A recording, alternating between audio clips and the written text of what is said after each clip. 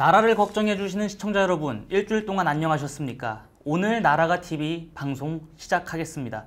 오늘도 저희 정말 귀한 분 모셨습니다. 박상수 전 국민의힘 대변인 모셨는데 한번 말씀 들어보겠습니다. 안녕하십니까 대변인? 예, 안녕하십니까. 네. 저희가 오늘도 굉장히 할 이야기가 많아가지고 곧바로 시작하겠습니다. 예.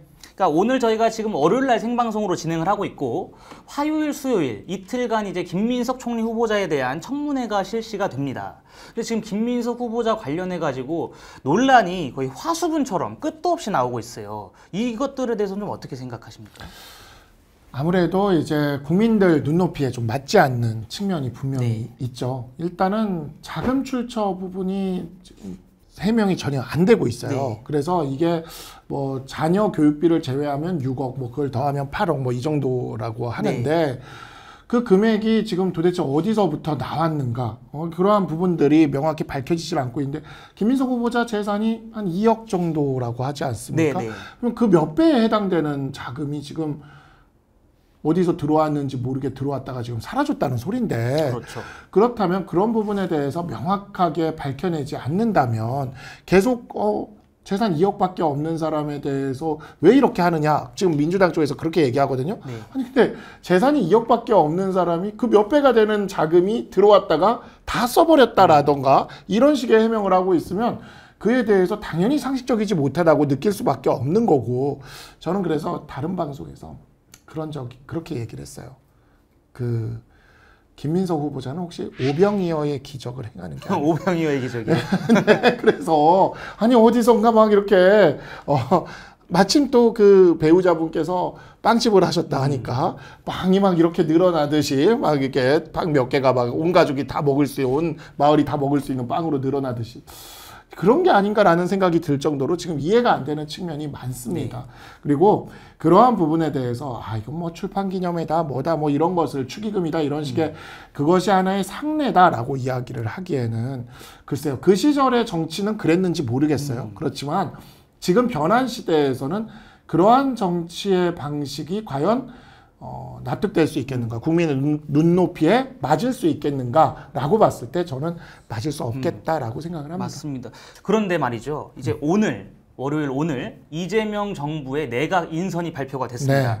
다른 것들은 이제 제가 좀 이렇게 주의를 안 기울였는데 제가 이 눈에 띄는 게 하나 있더라고요. 국방부 장관 인선이었습니다. 네. 지금 안규백 의원이 지금 국방부 장관으로 인선이 됐는데 안규백 의원의 그 군 경력을 제가 보니까 장성 출신도 아니고 이른바 방위병이라고 하죠. 네. 단기사병으로 제대를 했더라고요. 그러니까 병장 제대도 아닙니다. 네. 그 단기사병인 방위의 군 생활을 했던 분이 국방부 장관으로 된다면 이 군 실태에 대해서 뭘 알겠습니까? 그러니까 지금 이재명 정부는 5.16 이후에 최초의 민간인 출신 국방부 장관이다. 이걸 강조하고 싶어 하는 것 같은데 제가 보기에는 이 방위병 출신의 국방부 장관 이것은 조금 국민적 상식에 안 맞지 않나. 게다가 우리가 지금 분단국가지 않습니까? 아직 전쟁 중이고 이거는 좀 국민 시각으로 봤을 적에 굉장히 질적 저하의 국방부 장관 인선이 아닌가라는 생각을 하는데 어떻게 보십니까, 의원? 안규백 의원이 사실 국회 국방위에서 오래 활동을 했죠. 네, 그렇죠. 그래서 이제 군 경력이 사실상 없는 거나 마찬가지인데 그렇죠. 물론 뭐 그 의무복무로서 단기사병의 그 기간을 하긴 했지만 직업군인의 어떤 경력을 가진 것은 아니었고 이러다 보니까 적절하냐라는 논쟁은 펼쳐지겠지만 그래도 그런 분치고는 국방위에서 오래 활동하면서 국방통이다라는 평가는 받았어요. 네, 국회 안에서 그렇죠. 국방통이라는 평가는 받았습니다. 근데 이제 국회의원으로서 어떤 국방적인 그런 문제들에 대해서 그러니까 군과 관련된 문제에 대해서 문제 제기를 하고 비판을 하는 거는 그렇죠. 충분히 그러한 그 군 경력이 없는 상황에서도 할 수 있는 거라고 저는 생각을 해요. 맞습니다. 그리고 더 잘할 수도 있고. 근데 국방부 장관이 된다라는 거는 이 군에 대한 지휘 권한도 어느 정도 가지게 되는 거거든요. 그렇죠. 국방부 장관은.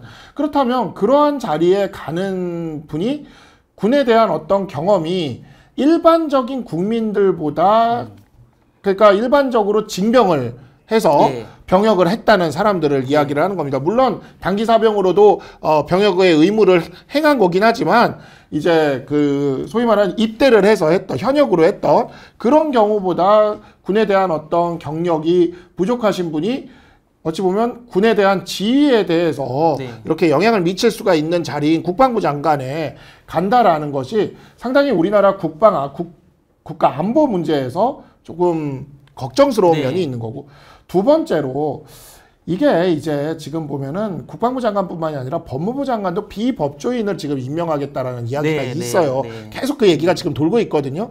그러니까 결국에는 우리나라에서 이 국방과 법무 이 두 가지만큼은 그래도 그 직역 출신들에게 그 장관직을 하도록 해왔던 이유가 있었던 건데, 이러한 부분을 지금 완전히 무너뜨린다라고 생각하는 거니까 국가가 돌아가는 어떤 방식에 있어서 기존의 어떤 기틀이 무너지게 만들고 하나의 모험을 선택하는 거거든요. 네.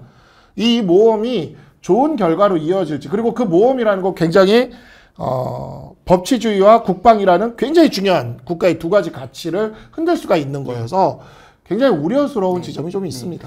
이런 상황에서 지금 이제 이재명 정부가 출범을 했을 때는 인수위가 없다 보니까 국정기획위원회라는 게 존재하지 않겠습니까? 네네. 그런데 그 국정기획위원회가 계속해서 정부 부처가 업무 보고를 한다면 그것에 대해서 중단을 하고, 그러니까 본인들 구미에 맞지 않으면 중단을 하고 있어요. 게다가 이제 감사원안을 향해서는 과거 정부에서 잘못된 감사가 있는지 없는지 반성문을 제출해라, 이렇게까지 했다고 합니다. 그러니까 제가 보니까 국정을 기획하는 위원회인지 아니면 그냥 온갖 정부 부처한테 기합을 주기 위한 그런 훈계조의 위원회인지 이 분간이 안 가거든요.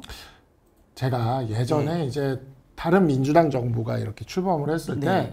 제가 이 그 용역을 연구 용역을 이렇게 하는데 좀 같이 참여를 했다가 다시 그 연구 용역 그 진행 결과나 이런 것들에 대해서 검토를 하면서 당시 그 민주당 정부에서 들어온 새로운 사람들한테 약간 이런 비슷한 일을 한번 당해본 적이 있어요. 네네. 막 호통도 치고 막 이러는 거.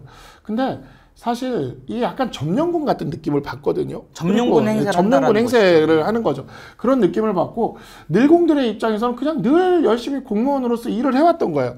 근데 어공들이 이렇게 한 번씩 바뀐다고 해서 와가지고 막 갑자기 군기 잡듯이 하면서 막 호통치고 막 이게 어땠을지가 딱 저희가 경험을 해봤기 때문에 눈에 그려집니다. 근데 속으로는 생각하면 별로 아는 것 이쪽에 별로 아는 것 같지도 않은데 계속 소리를 지르네? 하면서 이런 식으로 생각, 나오면서도 우리 연구원들끼리 뭔 얘기를 하는 거였어요? 막 화는 내던데, 그러니까 나도 모르겠어요? 막 이러고 나왔는데, 그러니까 뭐 어쨌든 간에 최대한 맞춰가지고 했더니 그건 또 그냥 바로 다음엔 통과시켜주고 이러더라고요. 그러니까 이런 게 일종의 무슨 통과 의례처럼 이렇게 많이들 하는데, 사실 저는 열심히 일선에서 열심히 일하는 우리 늘공으로 일하는 공무원들에게 우리 정치하다가 어쩌다 들어간 이 어공들, 어쩌다 공무원들 그렇죠. 있지 않습니까? 정말 창피해 좀 해야 할 줄 알아야 되고, 정말 좀 미안해 할 줄 알아야 돼요. 정치의 어떤 그 흐름이 이렇게 하는 뭐 바뀌었다고 그냥 뭐 다 뒤집어 엎고 다 하지 말라 그러고 다 제로 베이스에서 하라 그러고 연속선 다 깨버리고, 그 분들이 얼마나 그 고민하고 그러면서 그 국정 기조에 맞춰서 얼마나 노력을 했던 게 있겠습니까? 근데 그런 것들에 대해서 그냥 다 전 정권에서 했던 거라 해서 비난하고 막 그에 대해서 오히려 불이익도 주고 이런 일들을 반복하면서, 그러면서 뭐라 그러냐면 공무원들한테 늘공들한테 뭐 저기 복지부동 하지 말라 그러는데, 아니 누가 열심히 하겠냐고요. 그렇죠. 이런 식으로 정권만 바뀌면 난리가 나는데, 그러니까 정말 국정 기조나 철학에 부합하냐 부합하지 않냐를 가지고 판단하기보다는 저는 앞으로 우리 그 정치권에서 그 공무원 사회와 이렇게 결합할 때 오히려 저는 그게 되게 중요하다고 봐요. 전 정권의 국정 기조가 맞지 않는 것일지라도 그것을 굉장히 열심히 실현하기 위해 노력하는 그래서 뭔가 거기서 조금이라도 성과를 내는 능력을 보여준 그런 분들을 그냥 차분하고 냉정하게 평가를 해서, 그런 분들이 우리 국정기조와 함께 맞춰서 갈 수 있는 거라면 그런 분들을 발탁해서 일을 잘하는 사람들로 이렇게 해가지고 나라를 끌고 가야 된다고 봅니다. 근데 그냥 뭐 무조건 어떤 일에 들어갔으니까 넌 무조건 잘못했고 반성문 써봐라 그러고, 정말 어쩌다 공무원이 돼가지고 늘 박봉에 고생하시는 늘공들에게 이래서는 안 된다라는 생각을 합니다. 네. 그러니까 저는 가장 이제 놀랐던 것이 감사원을 향해서 전 정부의 감사 그쵸. 행태에 대해서 반성문을 써라. 네. 이건 뭐냐면 전 정부든 어느 정부든 감사원은 엄정한 그 정치적 중립성을 가지고 네. 잘못된 것을 밝혀내는 기관 아니겠습니까? 맞습니다. 그런데 그 기관을 향해서 반성문을 써라. 이거는 사실상 너네 우리 정권에 복종해라. 맞아요. 이러한 으름장으로 받고 또 제가 여기서 가장 두려운 건 뭐냐면 그런 말 있지 않습니까? 과거를 지배하는 자가 미래를 지배하고 현재를 지배하는 자가 과거를 지배한다. 그러니까 현재를 지배하면서 과거에 있었던 우리가 걸어왔었던 역사를 왜곡해서라도 본인들에게 유리한 정치 지형을 만들겠다고 하는 그런 독재적인 발상으로 봤습니다. 이러한 것들이 계속해서 이어지다 보면은 과연 국민들이 이재명 정권을 얼마나 신뢰할지 네. 그리고 이재명 정권에서 행하는 여러 정책들에 대해서 얼마나 국민적인 지지가 있을지 이것에 대해서 의문이거든요. 근데 이러한 이재명 정권 그리고 민주당 다수 의석의 폭정을 막기 위해서는 건강한 야당이 제대로 견제를 해야 되지 않겠습니까? 맞습니다. 그런데 네. 우리 대변인님도 이 전 국민의힘 대변인이시지만 좀 국민의힘 상황이 굉장히 좀 녹록치가 않은 것 같아요. 사실 그 송원석 원내대표가 당선되고 나서 기대가 많이 꺾였죠. 예, 진짜 우리 당이 지금 변화하고 쇄신할 의지가 별로 없는 것 같다라고 국민들도 좀 느끼는 것 같고 사실 송원석 원내대표가 그래서 지금 뭐 혁신위를 만든다고는 하는데 혁신위 인선조차도 지금 굉장히 힘들다는 것 같아요. 예, 굉장히 저도 이야기를 듣는데 누구도 혁신위원장이나 혁신위원을 잘 안 하려고 그래서 이 난항을 겪고 있다라는 이야기를 듣는데 그거를 혁신의 의지가 없어서 그러겠습니까? 이 혁신이라는 것이 다들 이제 정치하고 그러다 보면 다들 알고 있는 거죠. 혁신의 뜻이 별로 없는 것 같다라는 거를 다들 느끼고 있는 거고 당장 보면은 김용태 비대위원장이 내세운 개혁안들이 있었잖아요. 그 개혁안들 중에서 김용태 비대위원장이 하나 탄핵 반대 당론 무효화 이거 하나라도 해달라 그러는데도 그것도 안 받아주고 있잖아요. 그러니까 그런 상황에서 혁신위에 들어가서 뭘 할 수 있겠어요? 무슨 혁신을 할 수가 있겠어요? 탄핵 반대 당론 무효화라는 아주 기본적인 것. 진짜 우리 송영훈 전 대변인의 말에 따르면 8월 16일도 아니고 9월 16일에 대한독립 만세를 외치는 거다라고 이야기하는 정도의 것. 그거는 어떤 말씀이죠? 그러니까 이제 독립운동을 8월 15일 이전에 했어야 되는데 저희 광복을 8월 15일 날 했으니까. 15일 날 했으니까. 근데 8월 16일도 아니고 9월 16일이 돼서 갑자기 태극기를 꺼내들고 대한독립 만세를 외치는 거예요. 아, 뒷북이라는 말씀이시죠? 뒷북이죠. 근데 그것조차도 못하겠다는 거잖아요, 지금. 지금 그래서 그것조차도 못하겠다라는 이 당의 상황에서 무슨 혁신을 기대할 수가 있겠어요. 그러니까 혁신위에 들어가려는 사람을 뽑는 것도 힘든 거죠. 다들 당신들의 데코레이션이 되고 싶은 생각은 없는데요? 라고 생각을 하는 거예요. 전 너무나 당연하다고 생각을 하고요. 혁신위를 제대로 꾸려가지고 혁신을 하고 싶다면 그러면 일단 탄핵 반대 당론 무효화부터 시작하고 가면 된다. 그런 생각이 좀 듭니다. 그러니까 그 말씀이 저도 어떻게 보면 이제 설득이 좀 되는 게 과거의 자유한국당 시절에도 보수가 다시 탄생하고 보수의 재건을 위해서는 박근혜 국정농단과 우리가 엄격한 차별을 해야 된다. 그렇게 해가지고 홍준표 자유한국당 대표가 박근혜 전 대통령을 강제 출당시켰던 것으로 기억을 합니다. 맞아요. 그러니까 그러한 과정들을 해야지 이제 보수가 다시 살아날 수가 있고 국민의힘이 다시금 국민들의 곁으로 다가갈 수 있을 만한 그 기반이 저는 생긴다고 보거든요. 그런데 지금 당의 상황이 그런 거랑은 좀 거리가 멀다라는 말씀이신 거잖아요. 그렇죠. 굉장히 지금 거리가 멀고 오히려 뭐 그냥 민주당 얘기만 하면서 민주당이 저렇게 있는데 그냥 똘똘 뭉쳐 맨날 그러면 똘똘 뭉쳐서 가자는 얘기를 하는데 똘똘 뭉쳐서 그렇게 하고 과거에 대해서는 얘기하지 맙시다. 이렇게 얘기를 하는데 과거에 대해서 우리가 얘기하기 싫어도요. 과거에 대해서 민주당이 묻고 들어옵니다. 그렇죠. 일단 당장 삼특검 수사가 당에 굉장히 태풍처럼 몰아칠 것이고 두 번째로 삼특검 수사가 끝나고 나면 민주당에서 우리 당을 위헌정당 해산을 시도할 거라고 그럴 가능성이 높다고 저도 생각을 하고 있어요. 물론 홍준표 시장처럼 제발 위헌정당 해산되라라는 느낌으로 계속 SNS에 글 쓰면서 그러지는 않겠지만 왜 그러냐면 이건 정치적으로 딱 따져봤을 때 충분히 이유가 되는데 먼저 첫째로 이 3특검 수사가 끝날 때쯤이 올해 12월 내년 1월쯤이에요. 네. 네. 그쯤 수사가 끝나면 이제 막 그때 기소가 이렇게 되고 수사 결과가 쫙 발표가 됩니다. 그때가 언제냐? 내년 지방선거 우리 후보들이 예비 후보 등록하고 명함 돌릴 때입니다. 그렇죠. 선거 딱 한 5, 6개월 전 그때 이제 예비 후보 등록하고 명함 돌릴 때예요. 그러면 그 시점에 우리 후보들은 내란 정당, 뭐 내란 특검에서 기소된 어느 그때 뭐 국회의원 몇 명이라도 기소되거나 하면 기소된 정당 뭐 이런 얘기를 들으면서 명함을 돌려야 돼요. 얼마나 그 힘이 빠지겠습니까?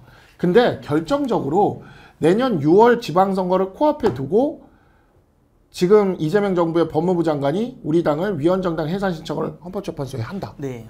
그러면 이거는 내년 지방선거에서 민주당이 이기는 거의 확실한 만능키입니다.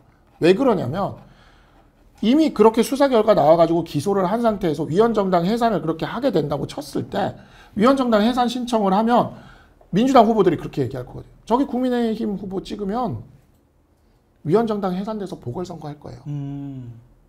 사표다. 네. 예. 그럼 어떻게 이겨? 그런 소리를 들으면서 선거를 어떻게 이기냐고요. 자, 근데 잘 한번 생각을 해봅시다. 위헌정당이 해산이 신청이 들어왔는데 위헌정당 해산 신청이 들어왔는데 우리 당의 당대표가 추경호, 나경원 그 개업날 대통령 전화를 받았다. 연루가 되어 있는 것으로 의혹을 받는 분들이 당대표. 자, 그분이 당대표라고 생각을 해봅시다. 예. 추경호 대표, 뭐 나경원 대표, 김기현 대표, 윤상현 대표, 예?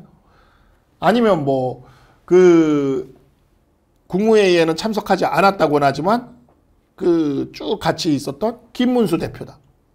생각을 해봅시다. 네. 어떤 방어가 가능하겠냐고. 네. 저는 그래서 사실 이 내년 지방선거를 출마하시려는 분들이 오히려 지금이면 이제 선거가 1년밖에 안 남았어요. 사실 선거가 시작된 거거든요. 1년도 안 남았죠. 1년도 안 남았어요. 예. 그럼 선거예요, 지금. 네. 선거 중인데 지금이면 야, 그런 내란 정당 이미지, 그런 그 오명을 위헌 정당 벗을 수- 이미지를 벗어나게 해줄 사람을 우리 대표로 세워달라고 지금 당에 요구를 해야 돼요. 그래야 내가 지방선거에서 승리할 수 있지 않겠습니까? 그걸 요구해야 돼요. 근데 제가 깜짝 놀라는 게 뭐냐면 이 당은 그분들이 내년에 선거를 뛰실 분들이 가만히 있어요. 근데 저는 그게 진짜 이해가 안 되는 게 저도 선거를 출마를 해봤지만 네. 공천만 받는다고 좋을 게 하나도 없어요. 공천장이 당선증이 돼야 좋은 겁니다. 근데 이분들의 목표가 공천인가? 라는 생각이 드는 거예요. 당선이 돼야지. 네. 낙선을 하면은요, 돈 쓰죠. 정말 체력도 다 쓰죠. 시간도 엄청나게 써야 되죠. 근데 도대체 왜 이러는 건가라는 생각이 드는 거예요. 그러면 자연스럽게 저희가 국민의힘의 전당대회 얘기를 좀 해보겠습니다. 김문수 전 장관이 캠프 관계자들과 오찬을 하면서 이제 전당대회에 대한 입장을 물어보니까 명확히 말씀을 안 하셨고 네. 또 한동훈 전 대표 같은 경우는 계속해서 라방이라고 하는 네. 그것을 통해서 유권자들과 지지자들과 이제 스킨십을 강조하고 계시거든요. 네. 그러면 김문수 전 장관은 출마를 하실 거라고 보시는지 그리고 한동훈 전 대표는 출마를 해야 된다고 보시는지 어떤 입장이신지 궁금합니다. 김문수 전 장관은 김문수 전 후보는 무조건 출마합니다. 출마하실 네, 거라고 저는 보나요? 그렇게 봐요. 예. 무조건 출마를 할 것이다. 이렇게 저는 지금 생각을 무조건, 하고요. 예. 네, 무조건 출마를 할 것이라 뭐 여러 가지 이유가 있겠지만 지금으로서는 사실 그 대통령 후보였던 그 후광 효과를 누릴 수도 그렇죠. 있고요. 그다음에 이번 당 대표는 다음 지방선거 공천권도 행사할 수 있는 자리이기 때문에 김문수 후보 입장에서는 이것을 안 할 이유가 없어요. 네. 그리고 자신을 따르고 평생 동안 어찌 보면 자신을 위해서 이렇게 노력했던 사람들이나 지난 대선에서 노력했던 사람들에게 김문수 후보는 그에 대한 어떤 지방선거 공천의 과정에서도 그렇고 충분히 그에 대해서 이렇게 보답, 예, 본. 되돌려 줄 수 예, 있는 예. 그런 것들을 가질 수가 있기 때문에 김문수 후보가 싫다 하더라도 김문수 후보 주변 사람이 추동해서라도 무조건 김문수 후보는 출마한다고 봐요. 나올 수밖에 없는 나올 수밖에 환경이 없다. 조성될 거다. 예, 예. 나올 수밖에 없다. 근데 다만 이렇게 됐을 때 소위 말하는 구주류라고 얘기하는 과거 이제 친윤 세력들 이들이 김문수 후보와 같이 갈 것이냐 하는 문제가 이제 한 가지 포인트가 이제 잡히는 건데 그거는 아마 한동훈 전 대표가 출마한다 그러면 구주류인 친윤 세력들이 김문수 후보와 같이 가려고 할 거예요. 한동훈을 견제하기 위해서. 그렇죠. 예, 반한 연대가 예. 결성이 될 겁니다.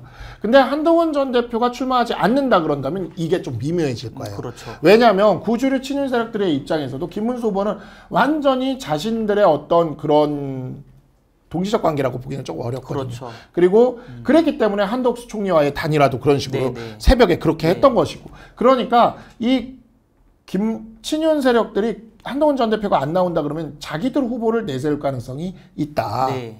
저는 그렇게 네. 보고, 그러면 아마 누가 나올 것이냐라고 했을 때 뭐 어제 동작구에서 저기가 있었던 나경원 의원도 가능성은 있겠지만 네. 저는 권성동 의원일 가능성이 높을 것 같다. 아, 권성동 전 원내대표가 출마를 할 네, 것이다. 권성동 전 원내대표가 출마하지 않을까. 그러면 김문수 후보와 권성동 원내대표가 치열하게 싸우는 그런 전당대회도 네. 한 번쯤은 보고 싶은 예. 생각도 있네요. 아니 근데 대변인님은 한동훈 전 대표가 비상대책위원장이던 시절에 네. 인재영이 위로시지 않습니까? 네, 네. 그러니까 어떻게 보면 어떻게가 아니죠. 친한계로 아예 분류가 되시는데 네. 한동훈 전 대표는 전당대회에 나와야 된다, 나오지 말아야 된다. 어떤 입장이십니까? 그러니까 한동훈 전 대표는 아직 입장을 안 정하셨어요. 그렇죠, 예. 네, 입장을 안 정했고 주변에 이제 의견을 모으고 네, 있는데 네, 네. 저는 이제 출마하지 않으시는 게 좋겠다라는 의견은 이미 전달했습니다. 아 대변인님은 예, 예. 한동훈 전 대표께 네. 출마하시지 마라. 예, 그게 왜 그러냐면 이유는 아주 간단한데 한동훈 전 대표는 이 당을 쇄신해서 보수를 되살려야 되는 역할이 네. 있다고 생각을 해요. 네. 근데 아까도 이야기를 드렸지만 저는 이 지방선거에 내년에 출마하시는 분들이나 당원들이 한동훈 전 대표를 앞장세워서 내년 지방선거를 꼭 치러야겠다 이러면서 거기서 이렇게 목소리가 올라오면 저는 그러면 그게 그런 상황이 바뀌면 지금이라도 출마해야 된다고 생각을 합니다. 왜냐하면 지방선거를 질 수는 없어요. 지방선거는 사실 아무것도 아닌 선거라고 생각하는 분들도 많지만 저도 지역 정치를 당협위원장으로 해보고 해봤지만 지방선거가 제대로 안 되면 지역 정치가 무너져요. 그렇죠. 우리 당의 세포 조직이 무너집니다. 그리고 그 총선까지는 뭔가 이렇게 저도 이제 인재 영입으로 들어와서 이렇게 전략 공천이 된 케이스지만 총선까지는 그런 식으로 좀 출마되는 사람들이 많아요. 대선도 그렇고. 그러니까 뭔가 일반적으로 당에 관심을 갖고 참여했던 사람들이 출마하는 선거가 아니라 뭔가 당이 이렇게 딱 해서 짜서 출마시키는 그런 선거 느낌을 강하게 받기 때문에 내 선거라는 생각을 잘 안 해요. 당원들이. 근데 지방선거는 바로 내 옆에 있는 사람들이 구의원도 나가고 시의원도 나가는 그런 선거거든요. 그렇기 때문에 내 선거라고 생각을 한단 말이에요. 지역 내 조직들도 그렇고 그런 것들을 굉장히 민감하게 받아들이는 그런 선거인데 이 선거에서 패배한다는 건 지역 조직이 다 붕괴한다는 소리입니다. 그러면 그 이후에 총선과 대선은 조직을 통한 선거로 민주당을 이기는 거는 거의 불가능해지고 바람 선거밖에 못 하는 거예요, 우리가. 그래서 되게 우리가 쓸 수 있는 카드가 굉장히 좁아지는, 굉장히 협소해지는 그런 거기 때문에 지방선거는 이겨야 되는 선거예요. 근데 그 지방선거에 나오는 후보자들이 지금 가만히 있어요. 너무나도 신기할 정도로 조용히 가만히 있어요. 이제 저는 이게 너무 신기하다. 이게 왜 그런가라고 생각을 했을 때 저는 이게 원래 제가 2019년까지 참여연대에 있었고 그쪽에 있었고 그 다음에 이제 정계에 들어온 지는 이제 한 18개월밖에 안 됐으니까 정치권에 들어온 지는 그거밖에 안 됐으니까 사실 이 보수 정치권의 이러한 분위기에 대해서 저도 잘 몰랐어요. 몰라서 이게 왜 이렇게 느리지? 왜냐면 민주당은 진짜 빠르거든요. 민주당 쪽 사람들은 진짜 손바닥 뒤집듯이 바뀌면서 굉장히 빠르게 태세 전환이 팍팍 됩니다. 그래서 굉장히 기민하게 움직여요. 근데 우리 당은 아직도 많은 당원들과 그 분들이 윤석열 대통령에 대한 아련한 마음을 갖고 계셔. 내가 이해는 해요. 이제는 이게 보수 정당의 특징이고 보수 유권자들의 특징이고 보수 당원들의 특징이구나 하는 거를 이제는 저도 한 18개월 동안 왜 이러지? 왜 이러지? 내가 생각하는 거랑 너무 다른데 하면서 그러다가 이제는 받아들이게 됐어요. 이게 우리 당의 특징이구나. 그래서 지금 한동훈 대표가 나서서 그러한 분위기가 없는 상태에서 나서서 당대표를 해봐야 또 원망만 받을 것 같아요. 이 당을 쇄신시키고 위원정당으로 해산되는 걸 막을 가장 큰 상징이기도 하고 또 지방선거에서 그나마 조금이라도 이걸 버텨낼 수 있는 그렇죠. 그러한 리더인데 그럼에도 불구하고 그걸 해주게 되면 왜 그걸 해줬냐고 또 욕을 먹는 그러한 상황일 것 같아요. 그래서 지금은 조금 그런 면에서 시기상조다. 출마하면 안 된다는 입장이신 거네요. 그러니까. 현재는 그런 거죠. 근데 이제 우리 당이 약간 조금 더 이제 민심에 부합하는 방향으로. 아니 저는 진짜 지금 현직에 계신 우리가 지난 지방선거를 이겼기 때문에 지금 우리 지방선거 후보군들은 다 현직이에요. 거의 다. 이분들이 왜 이렇게 느긋하지? 라는 생각을 하는 거예요. 저는 이제 영입돼서 들어와서 이길 것 같이 가다가 지는 선거를 치러봐서 그런지 모르겠는데 지금 느긋할 때가 아니거든요. 왜냐하면 참패가 될 그 상황이 딱 생겼는데 그러면 지금 여기서 돌파하기 위해서 지금 민주당이었으면 민주당의 후보들에서 난리가 났을 겁니다. 막 그냥 뭐 당 지도부고 뭐고 막 그때 들이박으면서 막 저기 전쟁이 나면서 어떻게든 이기는 방향으로 끌고 갔을 거거든요. 근데 우리 당은 그냥 가만히 있어요. 놀라울 정도로. 다들 이렇게 툭툭 치면서 너가 말해 하는 분위기인 것 같은데 아무도 말을 안 해. 그냥 가만히 있는 거예요. 대신 그래서 우리 당은 굉장히 원칙적이고 사람들이 이렇게 뭐랄까 천천히 이렇게 움직이는 게 있어서 되게 또 그 초지일관적인 그런 것들이 또 있습니다. 그게 또 보수의 성향인 것 같기도 하고. 그래서 저는 이런 면들 때문에 안 그래도 한동훈 전 대표가 빠르다고 비난을 받는데 이번만큼은 속도를 한번 이렇게 걸음을 좀 맞춰줬으면 좋겠다. 그래서 그냥 이번 기회는 그냥 김문수 후보와 권성동 의원의 그냥 빅매치로 알아서 한번 해보시는 것도 어떨까. 거기 나경원 의원도 껴도 되고. 저는 근데 개인적으로 대변인님과 생각이 다른 게 내년 지방선거에서 참패가 예상된다고 하시지 않았습니까? 그럼 내년 지방선거에서 이길 수 있는 가장 중요한 기틀은 국민의힘이 계엄과 무관한 정당이다. 맞아요. 이렇게 하기 위해서는 한동훈 전 대표가 다시 나서서 당의 얼굴로 해가지고 선거를 치러야 된다라고 보거든요. 그러니까 이랬던 경우가 언제가 있냐면 제가 찾아보니까 2004년 17대 총선이죠. 17대 총선 직전에 노무현 전 대통령이 탄핵이 됩니다. 그러면서 한나라당을 향한 국민적인 역풍이 굉장히 거세게 불었어요.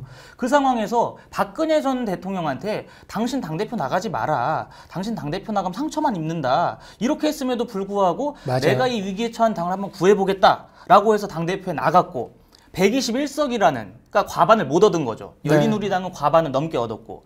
그러니까 명확한 숫자로만 보면은 한나라당이 패배한 것은 분명하지만 그럼에도 불구하고 어려운 선거에서 선방을 했다. 선전을 했다라는 이유 하나만으로 박근혜 전 대표, 박근혜 당시 한나라당 체제가 안정화가 됐거든요.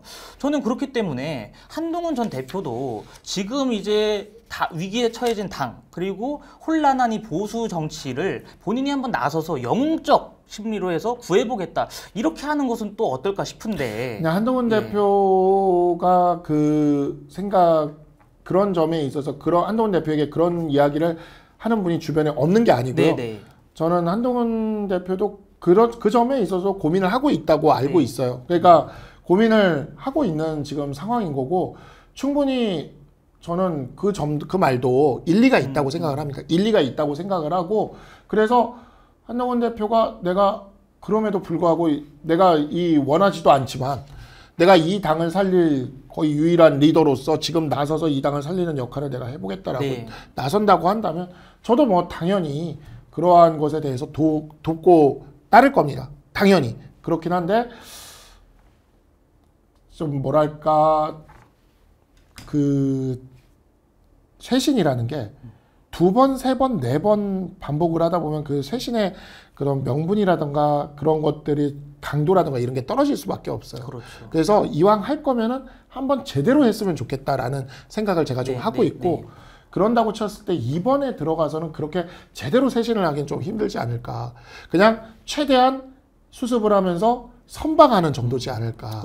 그러고 난 다음에 그걸 가지고 다시 쇄신을 하겠다고 에너지를 다시 낸다라는 게 이게 에너지를 좀 더 응축하다가 한 번에 쇄신하는 게 낫지 않을까. 저는 개인적으로 아직은 그렇게 생각을 하고 있고 하지만 말씀하신 그러한 지점은 지금 한동훈 대표 주변에 있는 분들 중에서도 그런 얘기를 하시는 분들이 있어요. 있고 저도 그 얘기를 들으면 일리는 있다고 생각을 합니다. 그리고 또 정치인이라는 게 어찌 보면 항상 뭐 꽃길만 갈 수는 없기 때문에 그러한 것들을 짊어지고 앞으로 돌파하는 게 또 리더로서의 자질이니까 그거는 또 필요한데 근데 지금까지 지난 한 18개월 동안 비대위원장 맡고부터 계속 리더로서 그 역할을 했잖아요. 너무 계속했는데도 계속 욕만 먹고 있는 비난만 당하고 있는 이 상황이 글쎄 이렇게까지 또 해야 되나라는 그런 생각이 좀 드는 거죠. 근데 제 생각인데 이제 국민의힘이 야당이 됐기 때문에 네. 위기가 고조되면 될수록 새로운 우리를 진짜 바른 길로 인도해줄 지도자를 원할 것 같습니다. 그러니까 한동훈 전 대표가 처음에 정치권의 비상대책위원장으로 왔을 때가 서울 6석밖에 얻지 못한다. 맞아요. 그 여론조사 직후 아니겠습니까? 네. 위기가 내 눈앞에 현실이 됐을 때 진짜 계엄과 무관한 그래서 국민의힘과 보수 정치를 다시금 되살리고 국민들의 마음을 얻을 수 있게끔 길을 만들 수 있는 한동훈 전 대표를 향해서 국민적인 지지가 늘어나지 않을까 저는 개인적으로 그렇게 생각합니다. 아니, 저는 지금도 그래요. 그런 목소리가 당원들 안에서 많이 나오고 네. 특히 내년에 지방선거 출마하시려는 분들 사이에서 그런 목소리가 많이 나온다면 저는 지금도 그러면 대표님 이 정도 분위기면 나가셔야 될 것 같습니다라고 저는 지금도 얘기할 것 같아요. 근데 아직은 우리 당의 분위기가 별로 그런 것 같지는 않다. 아직은 윤 어게인도 아직 하고 있고 네. 이런 분위기가 정말 윤 어게인 선거 치러서 지방선거 이길 수가 없어요. 네, 맞습니다. 예. 그래서 정말 이 나라를 걱정해 주시는 국민들이 점점 늘어나는 것이 정권은 포갑적인 정치를 이어가고 있고 그 정권을 견제해야 될 국회에서는 정권의 거의 여의도 출장소처럼 운영되는 민주당 압도 의석인데 그러한 것들에 대해서 견제를 하고 그러한 정치를 막을 수 있는 건강한 야당이 지금 상황으로선 부재하다. 그것 때문에 아마 국민들이 많이 걱정을 하시는 것 같습니다. 네. 그러니까 지금 이재명 대통령이 야당복이 있는 거죠, 지금. 그렇죠. 이러면 안 돼요. 야당복이 있는 건데 이러면 국민들 입장에서 이재명 대통령은 지금 좋을지 모르겠는데 국민들 입장에서는 정말 위험한 상황에 놓일 수가 있습니다. 맞습니다. 그래서 지금 제가 정말 갑갑한 것 중에 하나가 지금 인사청문회 관련돼서도 주진우 의원만 지금 정말 열심히 하는 게 보이지 않습니까? 네. 그러니까 민주당이 주진우 의원만 딱 공격해버리잖아요. 주진우 의원만 그렇죠. 묻어버리면 조용해질 거라고 생각하니까. 뭘 하고 있는 거예요? 지금 주변에 있는 의원들 지금 뭘 하고 있는 겁니까? 우리 국민의힘 의원들이 그냥 일당백의 정신으로 지금 붙어야 되거든요. 네. 그래서 국민의힘이 진짜 제대로 된 야당의 구실을 할 수 있게끔 하는데 저도 많은 걸 바라겠습니다. 또 우리 대변인님께서도 좋은 정치를 해주셔서 반드시 다음 국회에서는 국회의원님으로 모실 수 있도록 해보겠습니다. 뭐 저기 다음 국회가 처음 시작할 때는 야당이에요. 그렇죠. 예. 저는 야당 의원으로 잘할 자신 있습니다. 네, 오늘 저희 박상수 전 국민의힘 대변인 모시고 말씀 들어봤고요. 네, 저희 끝나기 전에 구독과 좋아요, 알림 설정 한 번만 해주시면 감사하겠습니다. 구독과 좋아요, 알림 설정. 네. 오늘 박상수 전 국민의힘 대변인 모셨습니다. 저희 다음에도 더 좋은 분 모시고 많은 말씀 나눠보도록 하겠습니다. 그러면 오늘 감사합니다. 네, 고맙습니다. 여기서 인사드리겠습니다. 감사합니다.